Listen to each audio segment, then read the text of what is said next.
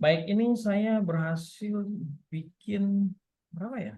Beberapa hari yang lalu ya. Jadi saya agak iseng gitu, bikin apa ya? Jadi saya akan kasih judul per lembarnya itu BERKAT ya. Ya, tapi ada unsur biblis yang mau saya tampilkan gitu ya. Jadi ini tidak terlalu apa ya istilahnya yang teori banget dari kitab suci yang jelimet gitu enggak ya, yang santai-santai aja yang mudah diingat, nah seperti itu. Jadi eh, berkat ini memang tidak pernah terlepas dari kehidupan kita, apalagi kita seorang Katolik ya, pasti kalau ikut misa pasti ada berkat penutup gitu ya. Apa sih sebenarnya yang dimaksudkan dengan berkat? Oke, saya mulai dengan kata B ya, berkat. Ini menarik setelah saya coba perhatikan ternyata kata berkat ini dimulai dari B semua ya. Dalam bahasa Latin itu benedictio, bahasa Inggris blessing, dalam bahasa Spanyol bendición. Ya, jadi ada kesepakatan, nggak tahu secara tidak langsung, tidak janjian, semuanya dimulai dari B. Bahasa Indonesia berkat, bahasa Latin benedictio, bahasa Inggris blessing, bahasa Spanyol bendición. Nah, saya coba untuk mengurai supaya kita bisa memahami lebih lanjut ya akar kata. Jadi semua kata yang ada, yang kita kenal, yang kita hafal, yang kita hayati itu pasti punya akar katanya. Nah, kata berkat itu sendiri, akar katanya dari bahasa Ibrani, ya kata berakah gitu ya, atau berkah gitu ya, seperti itu. Jadi bunyinya seperti itu ya, berakah, berkah gitu ya. Nah, saya coba untuk melihat juga di googling di internet itu sebenarnya berapa kali sih kata berkat ini dipakai. Alkitab sendiri merujuk pada 410 kali. Artinya kalau 410 itu ya lumayan banyak gitu ya. Dan seringkali merupakan representasi dari Tuhan sendiri yang hadir dengan apa namanya memberikan berkat. Kemudian dalam perjanjian lama ini lebih banyak ya dikutip itu tentang istilah ini atau yang berkaitan dengan istilah ini munculnya 600 kali. Nah, kalau saya bilang berkaitan berarti ada modifikasi dari kata berkat itu sendiri ya. Makanya jumlahnya itu dalam perjanjian lama tuh sangat fantastis ya 600 kali. Nah, karena apa? Karena kata berkat atau yang berkaitan dengan berkat itu kaitannya dengan berlutut. Nah, jadi bisa saja 600 kali itu ada kata berlututnya tuh bisa seratusan lebih seperti itu ya. Jadi itu kaitannya, makanya jumlahnya kok dibilangnya 410 kok dalam perjanjian lama bisa muncul 600 gitu ya. Nah, ternyata kata berakah atau berkat itu dalam perjanjian lama itu lebih dipersempit lagi kaitan dengan berlutut, karena kalau orang menerima berkat di zaman perjanjian lama itu dengan cara berlutut. Itu supaya kita tahu ya. Jadi kenapa jumlahnya dibilang 410 kok tiba-tiba jadi 600 seperti itu. Saya coba baca ya, saya pahami, oh ternyata ada kaitannya juga dengan kata berlutut atau sejenisnya ya, seperti itu. Nah, yang menarik, kata berkat itu muncul di kitab pertama dalam kitab suci, yaitu kitab Kejadian pasal 1 ayat 28. Yaitu kalau kita urut-urut terjadi pada penciptaan hari kelima, Allah memberkati manusia. Ya, jadi sebelum manusia bekerja atau berkarya atau disuruh istilahnya menguasai apapun yang ada di eh, dunia, ketika sudah diciptakan segala sesuatu yang sudah ready, maka pertama kali itu Allah memberkati, memberikan berkat. Ini menarik ya.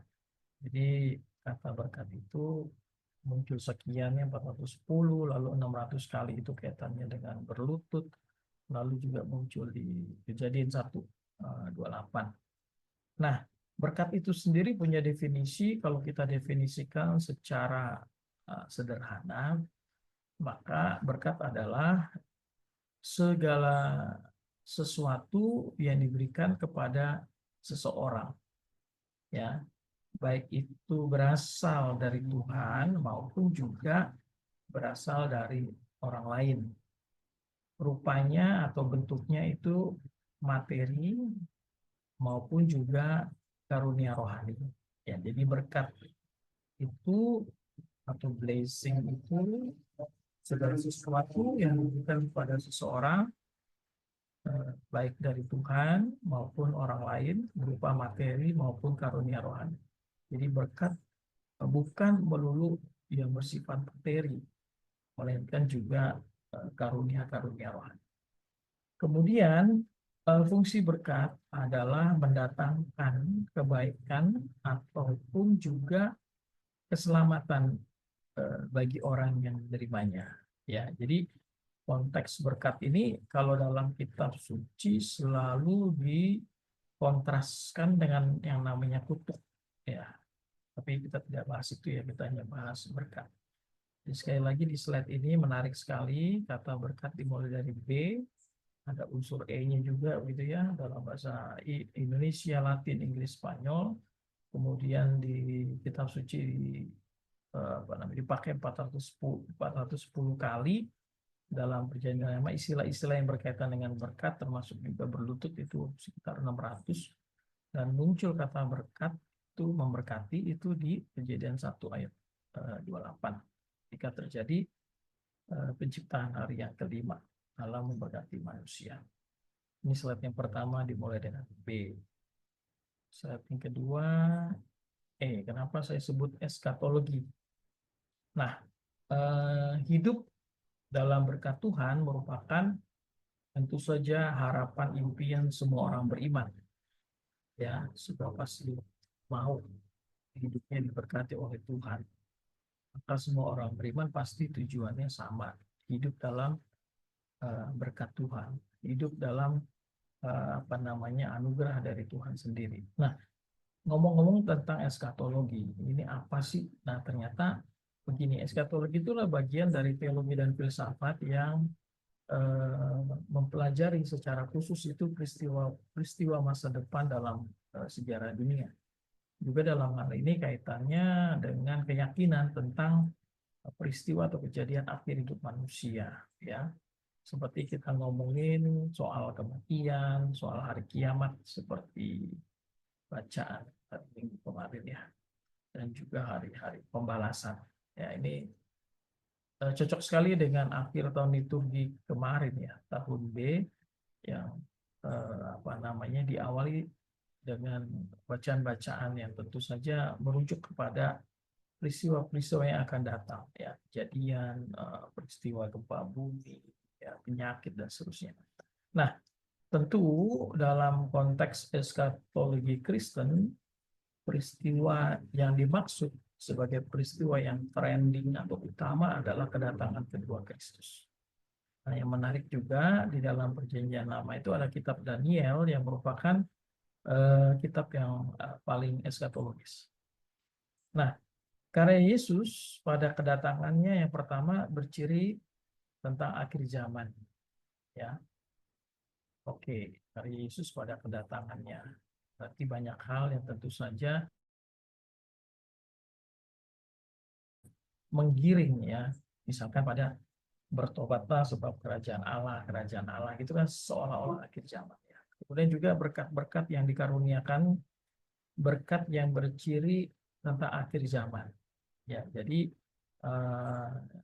Tuhan Yesus sudah kasih spoiler seperti itulah istilahnya ya, bahwa hidup kita ini ada tujuannya. Makanya banyak perumpamaan tentang kerajaan Allah, kemudian berkat-berkat yang Tuhan berikan lewat mukjizat ya, peristiwa pergandaan roti dan sebagainya ya kan, bukan makanan yang fana melainkan makanan yang abadi dan seterusnya, itu bercirikan pada akhir zaman ya.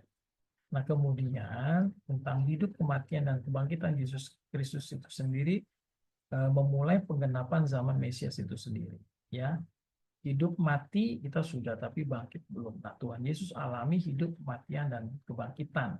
Dan itu ciri dari penggenapan dari zaman Mesias. Nah, jadi ini yang berkaitan dengan E. Jadi konteksnya adalah ingat bahwa semua berkat yang kita alami, yang kita dapatkan, dalam tanda petik adalah sebagai bekal dalam perjalanan hidup kita di kemudian hari untuk mencapai yang namanya menunggu kedatangan Kristus yang kedua, kedatangan kedua Kristus seperti itu. Jadi kita sudah mau nggak mau mendapatkan berkat, menerima berkat untuk eskatologis, ya, secara eskatologis. Ini yang E. Yang R, rebranding. Ini saya nggak tahu kalau bahasa bisnis itu ini sangat di ini ya, saya nggak tahu, sangat dipercayai ya. Misalkan ganti logo gitu ya. Banyak ya seperti ganti logo BUMN misalkan kan ganti logo ya. Lalu KAI itu ganti logo atau apapun lah seperti itu. Nah, ternyata kalau kita telusuri di dalam perjanjian lama dan perjanjian baru, itu rebranding itu berkaitan dengan yang paling sederhana adalah pergantian nama, atau ya istilahnya eh, ada orang yang punya kuasa menggantikan nama orang tersebut dengan tujuan yang baik gitu ya. Kita ambil contoh nih, nama Abram yang berarti bapak yang ditumbuhkan diubah oleh Tuhan sendiri menjadi Abraham yang berarti bapak leluhur banyak bangsa, bapak bangsa gitu ya.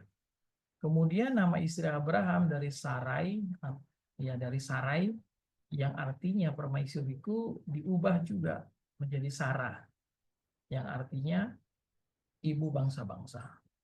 Ya. Kemudian dalam perjanjian baru, kisah para rasul, ya, nama Saulus yang artinya sangat berkuasa diubah menjadi Paulus. Paulus itu artinya rendah hati, bijaksana. Lalu Lewi yang artinya berkumpul atau bersekutu itu jadi Matius. Matius dalam bahasa Ibrani artinya pemberian atau hadiah dari Allah atau Yahweh. Ya, ini si pemungut cukai ya. Jadi ada juga analisa mengatakan Lewi ini dari suku Lewi, dia harusnya berkaitan dengan bait Allah, tapi dia kok profesinya melenceng menjadi pemungut cukai, maka ditobatkan menjadi Matius gitu ya. Kemudian Simon yang artinya Tuhan telah mendengar diubah oleh Yesus menjadi Petrus yang artinya si batu karang atau batu karang. Jadi rebrandingnya, pergantian nama, pergantian logo atau apapun itu juga mendatangkan berkat. Nah, jadi ada sesuatu, ada nilai yang tersembunyi ya, tentu saja otoritas tertentu dalam hal ini dalam nama Abraham dan Sarah itu Tuhan yang mengubahnya.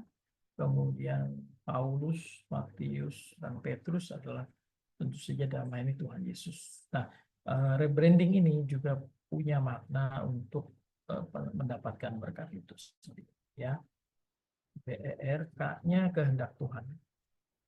Nah, ini yang penting. Jadi bagi Tuhan itu tidak soal orang itu besar atau tidak, penting selama mereka dapat mendengarkan, mentaati perintah, melakukan yang dia percaya, bekerja sama dengan pekerjaan, kehendak dan rencana, sehingga kehendak dan rencananya dapat diselesaikan dengan lancar, maka perilaku yang tadi disebut di atas tersebut itu layak untuk diingat olehnya, oleh Tuhan, dan layak menerima berkatnya. Ya, banyak misalkan dalam perjanjian lama ya, kisah-kisah orang yang tentu saja ujung-ujungnya akan menerima berkat meskipun dia mengalami cobaan seperti Ayub dan banyak nabi-nabi lainnya juga yang mengalami hal-hal seperti itu, tapi ujung-ujungnya akan menerima berkat. Nah, Tuhan menghargai orang-orang semacam itu yang menurut kriteria yang di atas tadi, dan Tuhan menghargai tindakan cinta dan kasih sayang mereka kepadanya. Nah, inilah sikap dari Tuhan terhadap orang-orang tersebut. Nah, inilah cara Tuhan untuk memperlakukan atau memperlakukan tindakan dan ketaatan manusia semacam itu. Jadi ada apa istilahnya konsekuensi yang dialami ketika orang sungguh-sungguh berada dalam jalur Tuhan. Nah, kita mencari kehendak Tuhan atau firman Tuhan sebab dimanapun ada firman baru yang diucapkan Tuhan, tentu suara Tuhan ada di sana. Dan dimanapun ada langkah kaki Tuhan, tentu perbuatan Tuhan juga ada di sana. Dimanapun ada pengungkapan Tuhan, di sana Tuhan menampakkan diri. Dan dimanapun Tuhan menampakkan diri, disitulah ada kebenaran dan jalan dan hidup. Ya, jadi intinya bahwa kehendak Tuhan lah sendiri yang mengatur. Nah, jadi ini kalau dalam praksisnya, tentu saja berkat itu bisa saja Tuhan kirim orang ya, atau kirim peristiwa yang tidak pernah kita duga gitu ya. Nah, di sini, jadi tiba-tiba kok ada ini merupakan buah dari apa yang sebenarnya kita udah usahakan, tapi Tuhan memberikan cara Tuhan ya, orang bilang cara Tuhan.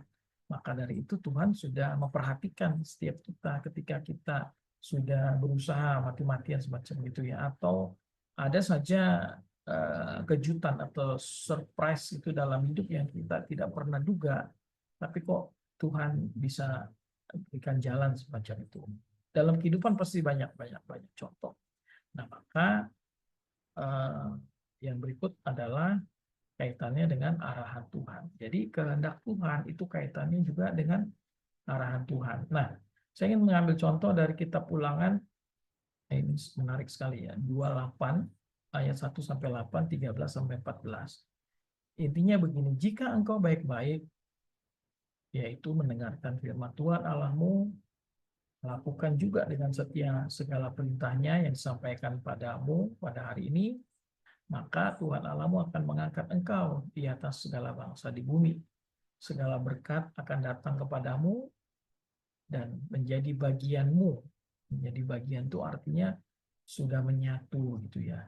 Jika engkau menuruti suara Tuhan Allahmu. Maka dirinci dalam konteks orang pada waktu itu, jika engkau ada di kota, engkau diberkati. Jika engkau ada di ladang, engkau diberkati. Kaum perempuan diberkati juga buah kandungannya. Juga apa yang diusahakan hasil bumi, ternak juga diberkati. Nah, ini dirinci ternaknya apa aja, anak lembu sapi, lalu kandungan kambing dombamu supaya nanti berkembang biak dan sebagainya, itu diberkati. Bakulmu, adonanmu, ini berkaitan dengan dapur, itu diberkati. Juga masuk dan keluar pada satu tempat itu mereka juga diberkati, dilindungi semacam itu. Nah, soal musuh ya, misalkan Tuhan juga akan membiarkan musuh maju berperang melawan engkau, mereka akan terpukul kalah, mundur olehmu. Bersatu jalan mereka akan menyerang kau, tetapi bertujuh jalan mereka akan lari daripadamu. Jadi kekuatan yang diberikan oleh Tuhan itu lebih besar untuk mengusir orang-orang yang jahat terhadap kita. Maka Tuhan akan memerintahkan berkat atasmu ke dalam lumbung dan segala usaha. Jadi berkat Tuhan pada waktu itu juga lebih berkaitan dengan kehidupan. Ya, makanya disebut ternak, hasil bumi, lumbung, usaha dan sebagainya. Karena itu memang yang mereka hidupi. Ketika kita memang menyimak perjanjian lama, misalkan seperti itu, apa yang terjadi? Bisa bagaimana mereka harus membangun sebuah bangsa dari awal, itu kan tentu saja apa yang mereka butuhkan ya berkat atas kehidupan baru yang mereka alami. Kemudian juga Tuhan akan mengangkat engkau menjadi kepala. Jadi yang dulunya budak, tapi sekarang sudah tidak, misalkan seperti itu ya.